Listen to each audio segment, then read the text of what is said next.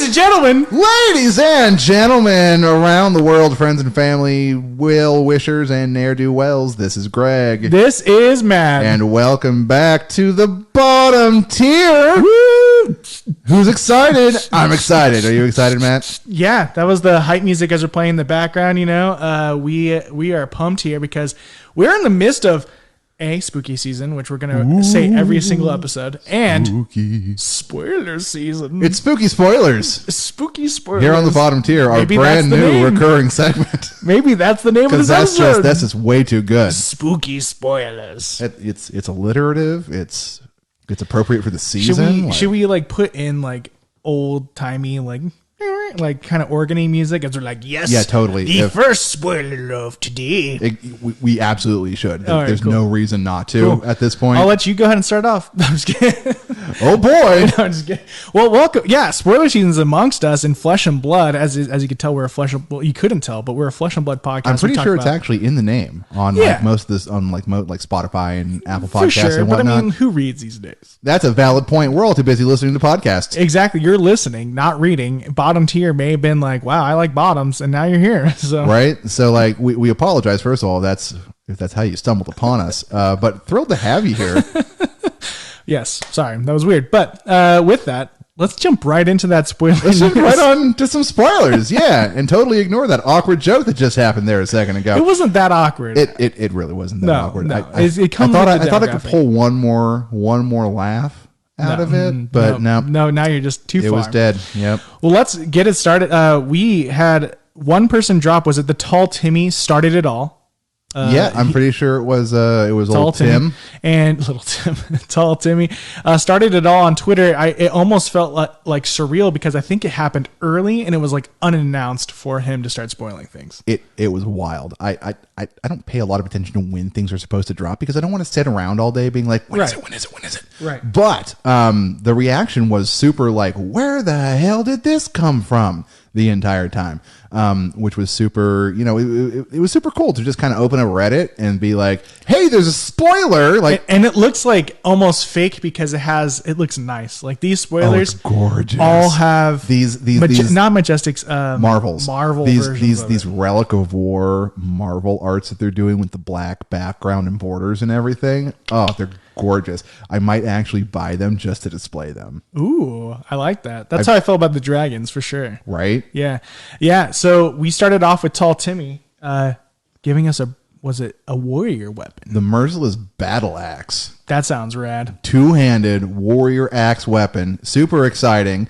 Power 3. Once per turn for 3 resources, you get to attack. If the power is greater than twice its base power, it gains a brand new ability, Overpower. Yeah. Which is interesting. It's kind of like a watered down Dominate. Kind of like a watered down Dominate, for sure. Could only block with 1 action card. That's awesome. Which is super cool. No more burning a person, your entire hand on blocking stuff, which is both. But it still seems like you could block with defense. Interesting and frustrating, but reactions and stuff are still fair play. Yeah. So that's going to be an interesting sort of like balance, I think, between loading in your D reacts and blocking with the attack actions or just the regular actions, trying to figure out where the midpoint is and then kind of trying to keep that weapon from gaining that ability. And like people were still like, oh, maybe for the Emperor. This weapon's definitely not for the Emperor. God, no. Yeah, definitely not. Because A, the Emperor uses all red and 3 is pretty costly, but it is great for warriors with that sharpened steel and other stuff. You can easily get that overpower every single time. You even have that really cool one called Out for Blood, where it has this axe on there with that one guy where it gives axes Dominate +2, which is wild. So cool. That's great for warriors in general. Yeah. That means so new Dory builds and maybe Bolty Boy. Bolty Boy is still too expensive to maybe work on this. Yeah. No, it's honestly. Bolton really needs some unless we see something else real come stuff out. But we're only like 10 12ish cards into spoiler season. The whole set is like what 150 or something. So with the trajectory though, like we're seeing weapons galore and like armor galore, so that's really, really good. I think we're just getting spoiled on what these are going to be, and all of them aren't legendary either. Like these are like majestic, some are rare. Yep. Like they just all have marvels, which is really, really cool. I'm really stoked on that. So it's cool that we're able to kind of get these weapons like a little bit more frequently than not. Absolutely. And it is nice to see that in a supplemental set, they are actually releasing, it seems like, new weapons for everybody. So Yeah. every class or it gets a little bit of a shakeup, whether it's a weapon or an equipment or like an offhand thing for a guardian. Really, really interesting. Could really shake up how these classes play. Absolutely. So that was the first spoiler. I was really, really stoked, and I was like, man, I want to use these axes and maybe try to use it on a Bolton or Dory and figure it out. But it wasn't as hyped as I feel like. That was just the beginning, and it was proper to have that as the first because we're just like, whoa, new ability? Because now it's like every single card comes out like, oh my gosh, these are pretty rad. So the next one that came out was 2 of them. It was a Mechanologist card, and it's a Mechanologist weapon called Hanabi Blaster. Once per turn action, remove 2 steam counters from Hanabi Blaster attack. It has overpower as well. Just natively, yeah. Yep. Base power of 5. The third time you play a card with boost each turn, put a steam counter on a Hannibal Blaster. Which is no problem for a Mechanologist deck. Right. None whatsoever. This is fantastic. It's a passive loading for your weapon. Yes, which is amazing. The biggest problem I've had with Mechanologist and Mechanologist weapons specifically is that you have to burn resources and you have to burn action in order to load it. Yeah. Like that, I get it mechanically and everything. It's a gun. I know how guns work, but it's still flipping annoying. This is just, this fixes it. This is beautiful. Right. And it's like every 3 turns, you're like, there you go. Like you're going to get attacked by this. Here's an extra 5 coming in. So that's nice. I really like the that. attack doesn't even cost anything other than the counter. So you don't even have to like save anything back to pay for it. Once you have the counters on there, you can just play a card boost, play a card boost, play a card boost, drop another counter on there, remove 2 of them, and follow up with a 5 power. It's great. Which is like, that's overpower. With overpower. Like, that's amazing. Yeah. That's real good. I feel like this is going to be a steeple for Mechanologists. Oh, 100%. All of them. We're going to see whole new builds purely around this weapon. Talishar is no... They were probably like, I'm done with seeing Talishar. You can have this. Right, exactly. 100%. But with that, we also got a Mechanologist card that is a Majestic called Powder Keg. We saw the art for the fireworks, which I was really excited about. But whenever a Mechanologist gun you control hits, you may destroy Powder Keg and a defending equipment. And so defending equipment. So that means it's kind of, in my opinion, as Dash, you get to start with an item, which is cool. Which is cool. You can put that out there. But what this does is it actually forces your opponent to not block with their equipment when it comes to overpower. Or risk losing it. So it's like another mind game, which I really, really appreciate. So this does change the build quite a bit. Like if you started with the dash with this and out there with the gun, you're going to be like, hey. And we still have no idea what Royal Mechanologist cards are going to get. So Royal Dash could be terrifying. Could be absolutely insane. Like it already seems like Dash is going to be kind of nuts after this. Because like seriously, starting with the Powder Keg out, because it looks like it's a 0 cost. The only picture I've seen of it was pretty low quality, so I couldn't quite tell what the actual cost of it was.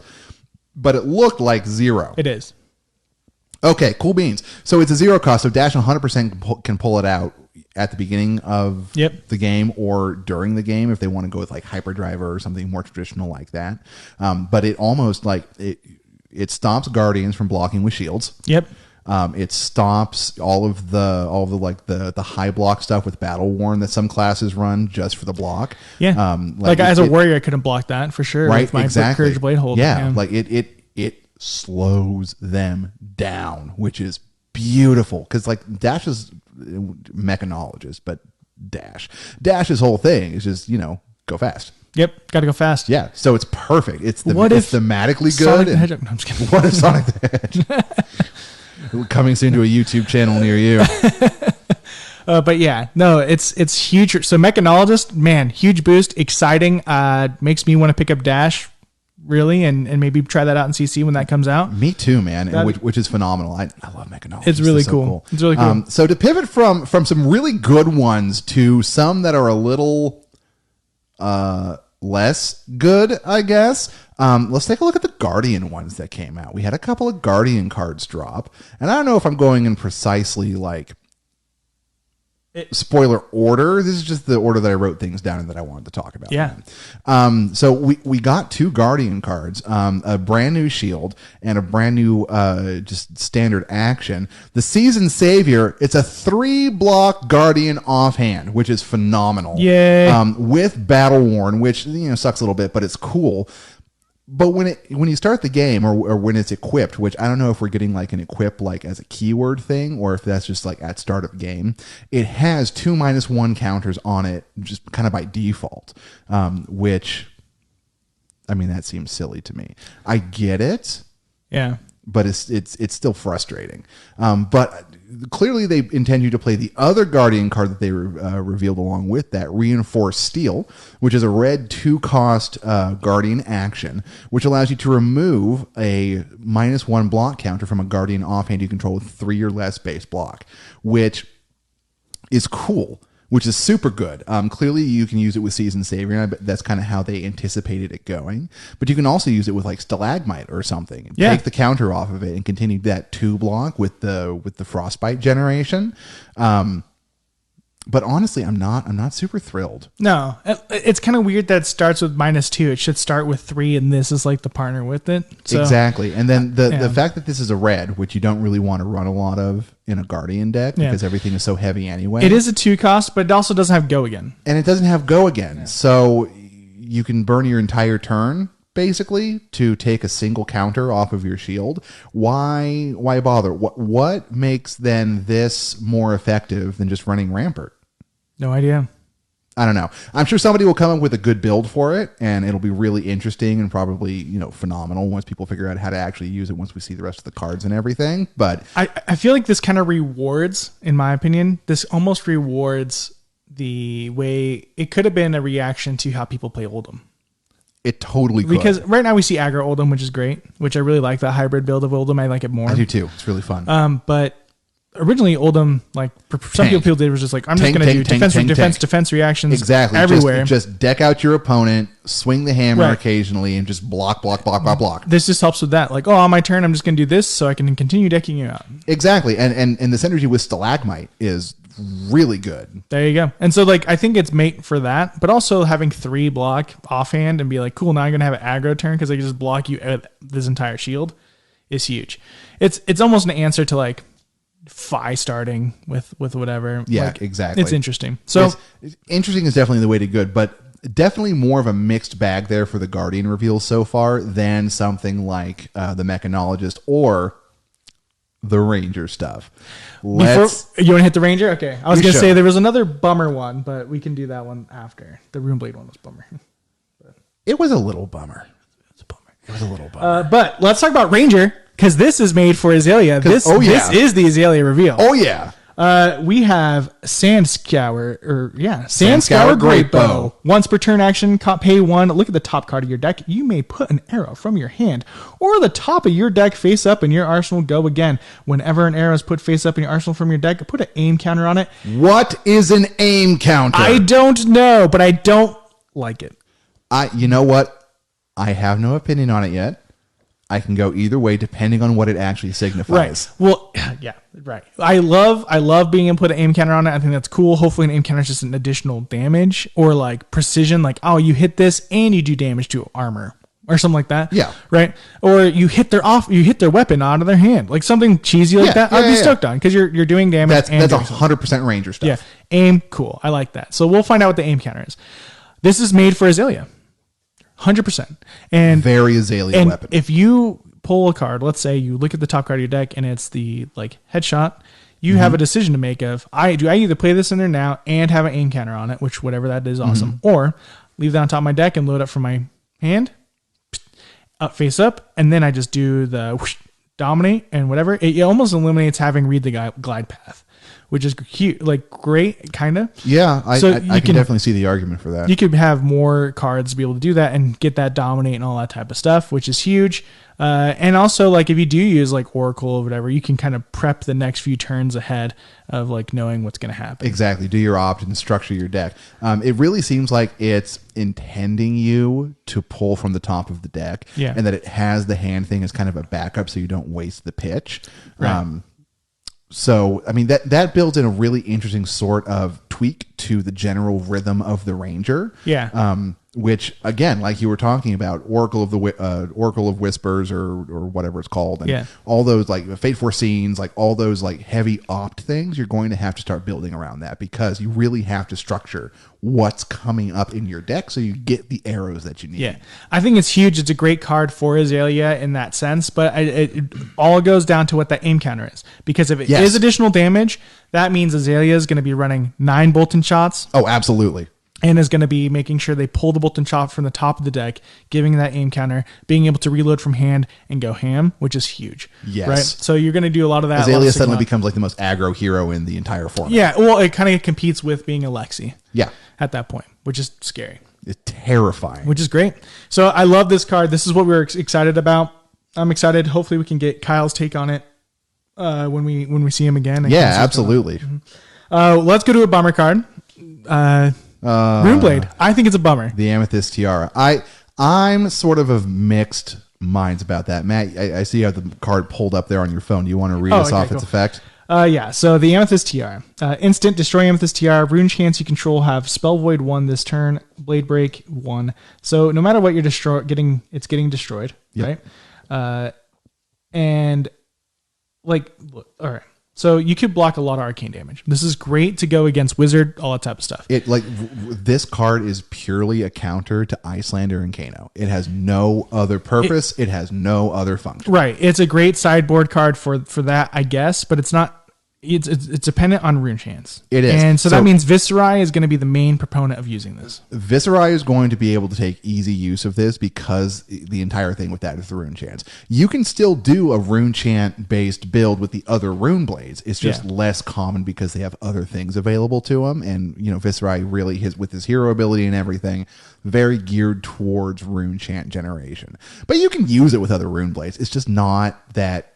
The utility is very low. Yeah. It's a very niche sort of card. It has a very specific effect for a very specific sort of matchup. Like you can make the argument that you could use it against like a Rune Blade or something as well if you're doing like a Briar Mirror match or Viserai versus Viserai. Yeah, right, for sure. But honestly, is that really what you want to run when you're playing another Rune Blade? I don't think so. No, it's interesting because like. We don't have the one turn KO Viserai anymore, so that means you don't have like 25 rune chance out there, like Thank God. Chilling, which would have been awesome though for like wizards popping off, right? Oh, absolutely. Like cool, I have this. Like then it makes sense. Like cool, you're gonna go pop off. Well, you have to also it makes a little more sense, but it's still super niche. Super niche. Super niche. The only really. Frankly, the only time that I can see it really mattering is when you have some, off the wall crazy Kano build where they're, pulling a bunch of stuff from the deck, where they've got like Stir the Aether, or what was that other one that was spoiled? Sap. Yes. Yeah. Or something to counter Sap with. That could be why they made it. Like the only thing that kind of gives hope is like maybe wizards are getting crazy amount more stuff. Like maybe wizards are going off in this set. Because we already have the other card too that we're getting for the armories. Yeah, right? the something Aether. Yes, yeah. It's the Aura, the Aether. We don't have it in front of us because we're just hyped about the spoilers. Okay, guys? Yeah, we totally are. But please forgive us. The Sap is this wizard card that deals 3 arcane damage to target hero, and then there's Surge. If this deals more than 3 damage to a hero, you may remove an energy counter from a permanent they control. Surge, brand new keyword there as well. And then Sap comes in Rainbow, right? There's a red, a yellow, and a blue variant. But energy counter. Energy counter. Guys, it's a tunic counter. It counters a tunic. Scary. Sit down, Faendal. Scary. So good. If it deals 3 damage to them. So if it deals 3, but it just says if it deals 3 damage. It doesn't specify that it has to be anything in particular, or that you can't snapbacks, whatever it is, buff it afterwards, or add rune chance on top of it, or obviously it's not a Rune Blade card, sadly, but it's good. Little tier, but yeah, really, really good utility card there, but not thrilled with the Rune Blade headpiece. Not thrilled at all. But you know what is thrilling? What is thrilling, Matt? Let's go back to the basics of being a primal brute animal and just like using rocks as weapons. Just basic stuff. Guys, the new best card in the game. Rock. What is it? It's a rock. It's a literal rock. It's a big rock. It's a very interesting build rock. So it's That's definitely a way to put it. Once per turn action, you pay 3. Activate rock only if you have no cards in your hand. Damage that would be dealt by rock Cannot be prevented. 7 power. Says prevented though. You can block, but it's 7 power, which is huge. The only downfall is you can't pitch for it. You can't pitch for it. Yeah, you have to have overpitched by 3 in a brute deck, which is almost impossible. Which I certainly can't think of any way to do it. Brute players out there, because I saw on Twitter somebody has already drawn like a proxy one. They're testing it out with Rhinar. I don't have any idea how you would do that. I have no idea how that works. It would involve Tunic, right? It would have to. So it would have to be your third turn. Yeah. You pretty much were able to block. You pitch for a brute boost, by the way. So yep. I pitch a blue 3 pitch a 3 for Awakening a 1. Bellow yep. or whatever. And then I make them intimidate or have to discard a card or whatever. And then I use Tunic. And then there's your 3 resources, nothing left in hand. Smash with rock. Smash with rock. And so then it's doing like 10 damage or like 12 damage based off what that is. Which is nuts. Yeah. But like that's a very specific sort of setup. Yeah. And that's really tricky to get to pop consistently in a brute deck. However, what I will say is brutes, what is this? It's just a brute weapon. It literally says rock. Brute weapon, rock. Okay, but I loved that. That was so good. So the thing is like brutes don't use their club often unless they're prepping for like a pummel. Exactly. Right, and so that's being costly, or other things like that. I have seen them use mandible claws. But this could be really interesting, like for Leviathan or Rhinar or any of them like that. Like Leviathan could banish cards and do all that type of stuff to be able to get there. Maybe there'll be a resource for Leviathan. See, like Shadow. with Levia, with such a banish and discard happy, sort of deck build already. Yeah, I can kind of see this working, kind of. Yeah, but even then, it's just it seems so difficult to me to have that amount of overpitch with nothing in your hand. Right. It just seems really difficult to line up. Right. And so I don't know. I'm really curious about what that's going to be. And rock is just a fun one. I really like how fun it is. That's just good. I want that Marvel just because of the memes, God, right. So good.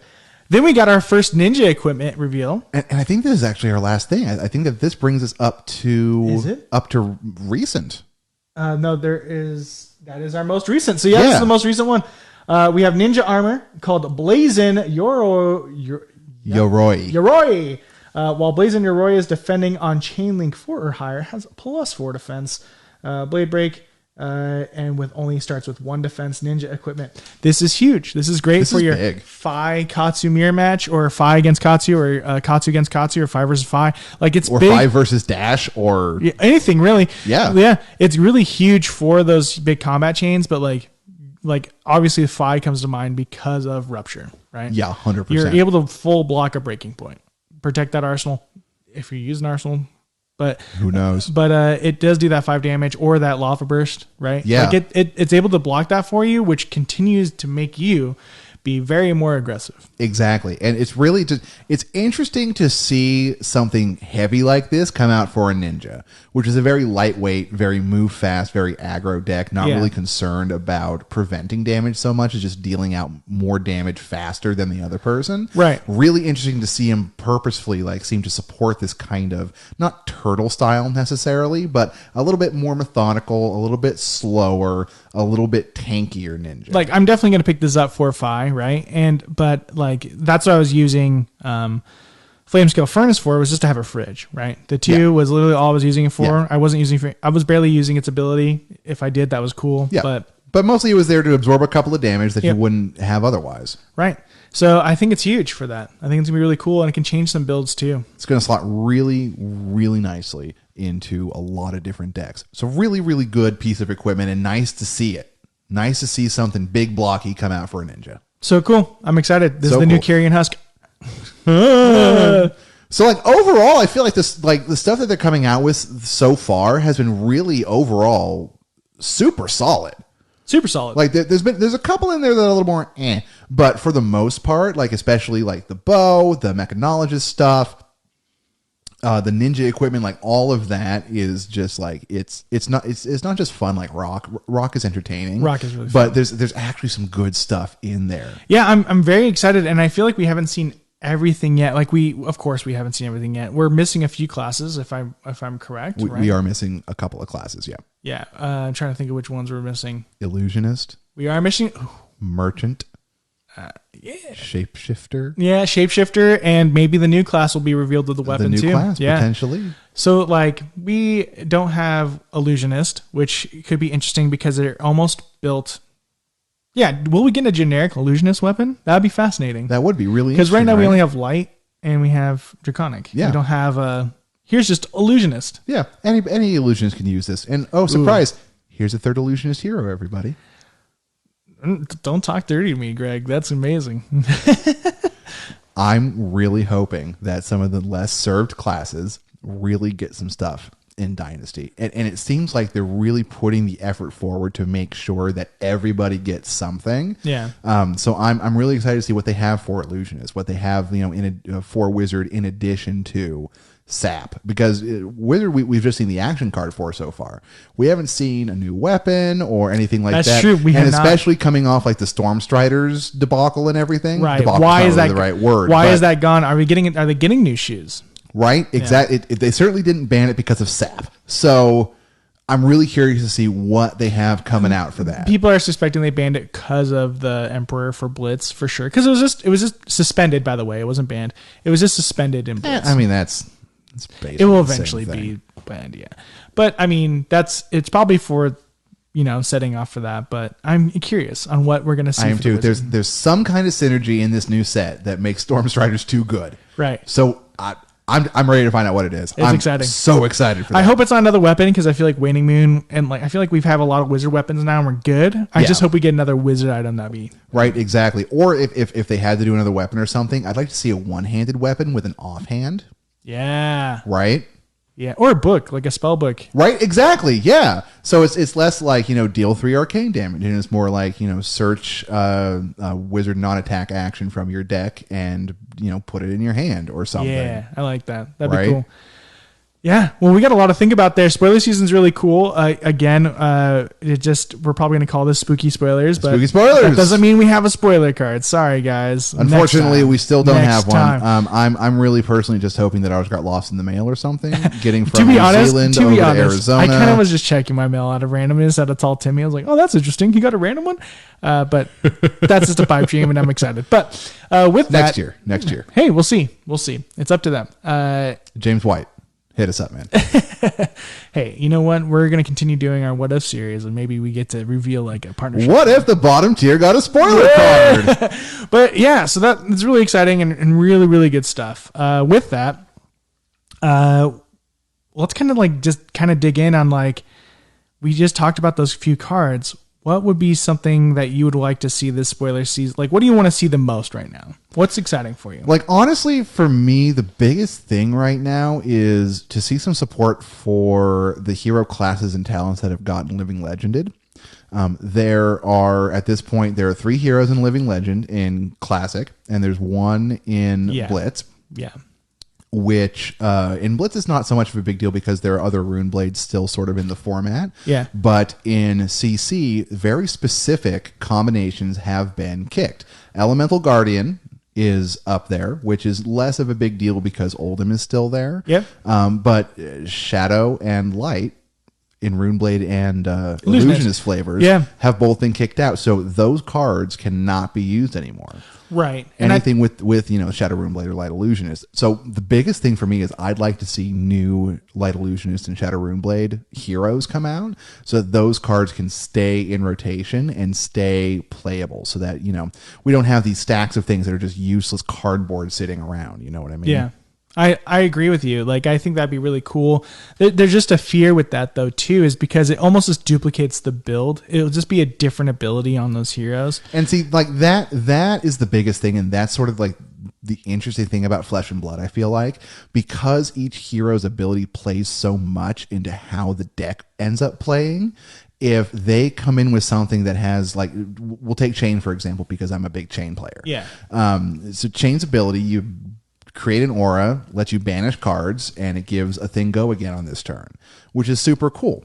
But it definitely encourages you to play a deck in a certain way. A lot of stuff that you can banish, a lot of stuff that you can play out of your banish zone, and a lot of stuff that doesn't have go again, so it can benefit from the effect of the hero. If they did anything else, really, that didn't revolve around adding go again or playing stuff out of a banish zone or something like that, then you would see a much, much different sort of play style. But, that being said, right, it is a tricky proposition because, how much further do you go? Because if the point is to keep these old cards in rotation, if you go too far away from, the hero that they were sort of designed around, then they're still useless. They don't have any actual practical point. You're right. And I also just forgot, that's why they banned the weapon with it too. So I was like, oh, if they did a Light Illusionist, we just have Prism again, but we wouldn't because we wouldn't have Luminaris. Because there's no Luminaris, exactly. Yeah. So we just have a lot of more Herald builds and all that stuff would be really cool. So what's your speculation? They have to make it make sense canonically too. So do you think Viserai gets pulled in to be a Shadow Runeblade and they're just waiting for Viserai to be Living Legend? Or do you think it's going to be something else? What? I'm not actually sure, to tell you the truth. And I'm kind of two minds of it. On the one hand, it would be really interesting, especially from a lore perspective, to see a character like Viserai or somebody who's a completely different class, like Briar. There's a new Briar, everybody, and she's an illusionist this time instead of a rune blade, and the lore that goes along with it, and all, cool. the evolving world. I mean, stuff. we a lot of people were speculating for a while that Dory was going to end up being light. See, exactly, something like the evolution of the characters we already have. Dory calling, mixing up two whatever, Dory calling in Heralds, being an illusionist warrior, that would be really cool, actually. And then especially with the Emperor coming out with the hybrid class and everything, whole new realms are opened up. What if Levia just becomes a brute rune blade? Right? You already have the shadow modifier on there. Her whole thing is already based around banishing stuff, as a hero ability, and to prevent the downsides from the brute cards. Or it could also be Kasai. Kasai is Viserai's sister, right? Banished, and so maybe Viserai brings her back from the dead, and right? Is a Runeblade. Exactly. Which would be really cool. It would be super cool. Or then, evolutions of other characters as well, or stuff from sort of, the lore surrounding it. That would be super cool. But then on the other hand, I want to see them kind of actually bring in new heroes and give those new heroes the same sort of support that we've seen with some of, I guess, the quote unquote, biggest name ones. I'd like to see, new combinations of things. I'd like to see new classes, new talents, all that kind of stuff. And I'd like to see new characters continue to be brought in.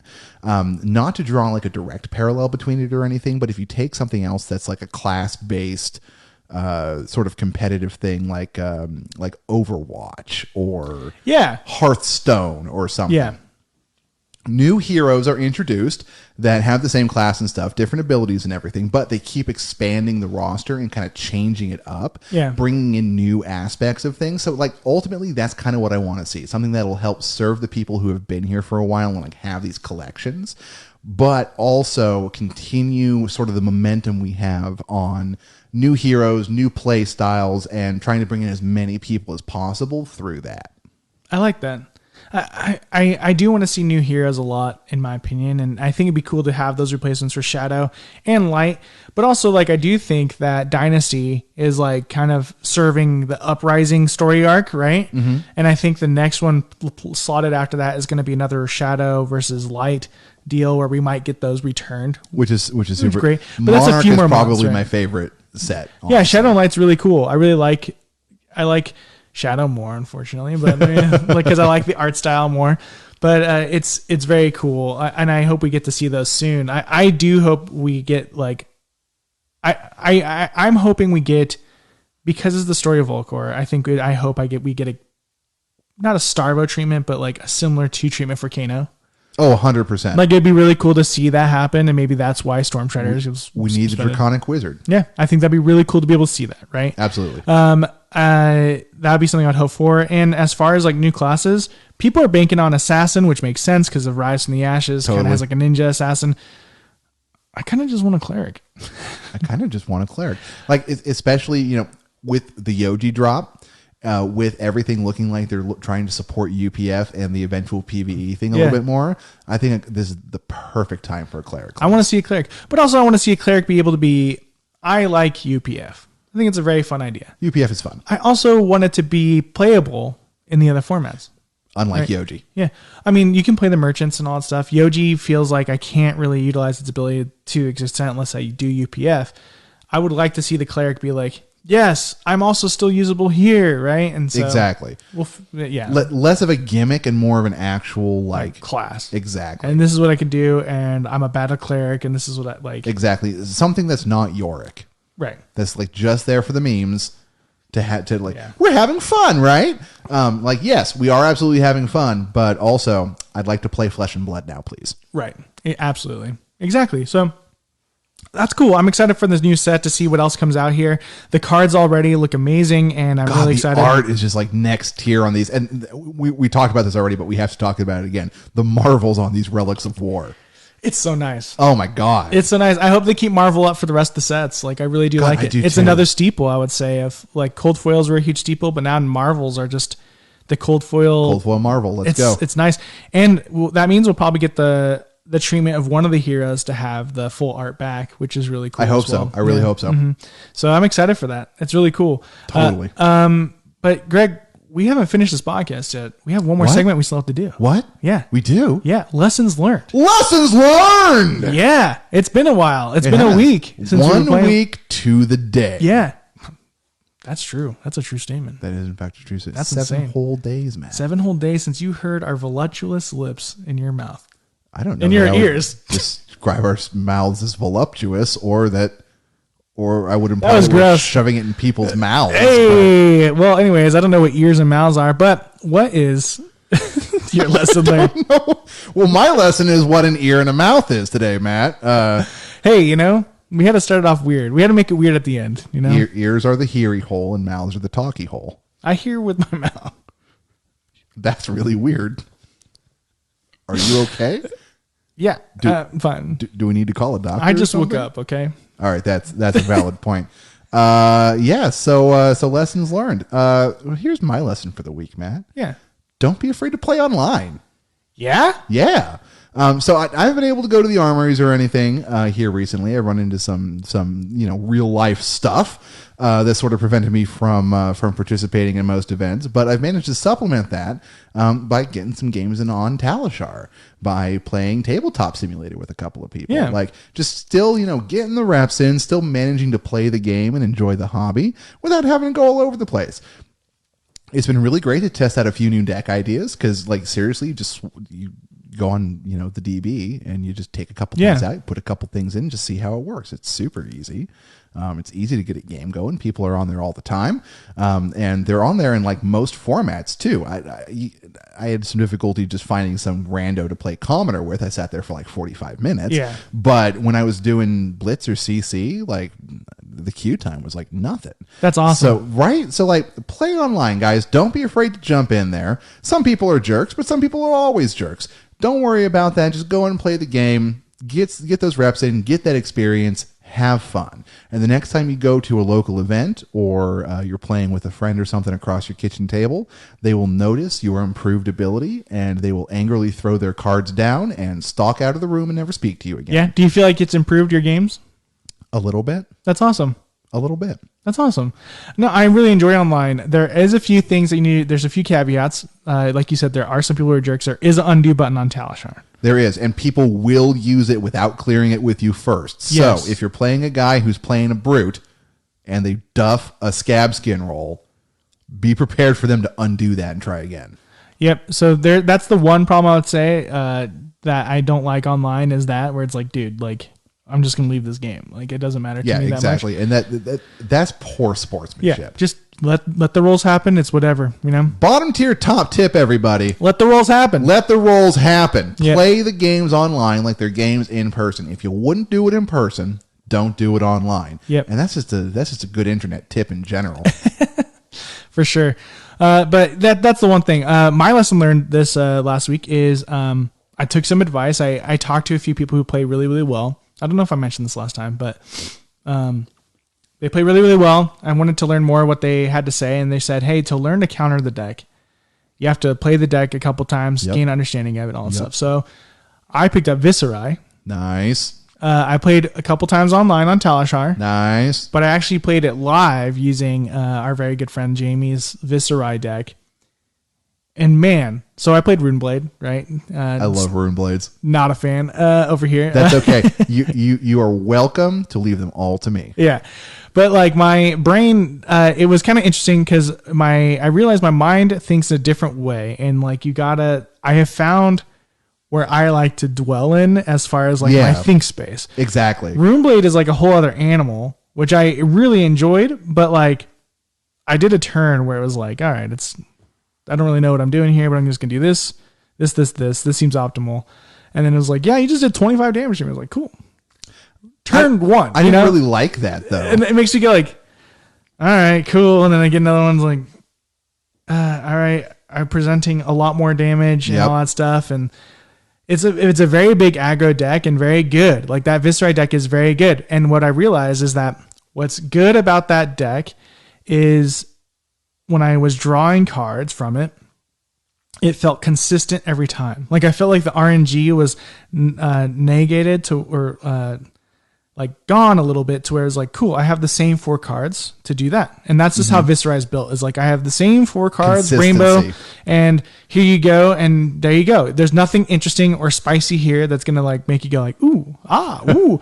It's just the same thing happening all the time. And then you're eventually going to either win or, like I was versing Katsu, and Katsu's really hard against Viserai, right? Yeah, not a great matchup. So I lost to that one, but I got to have an understanding of Viserai now, and I go like, cool, they are being consistent all the time. So how do I match or beat consistency? Is I have to find my consistency with my deck, and then interrupt them in the middle of what interrupt they're them, doing. force them to block, and do all that type of stuff. So it was really fascinating. So I feel like I learned a lot about like that hero because I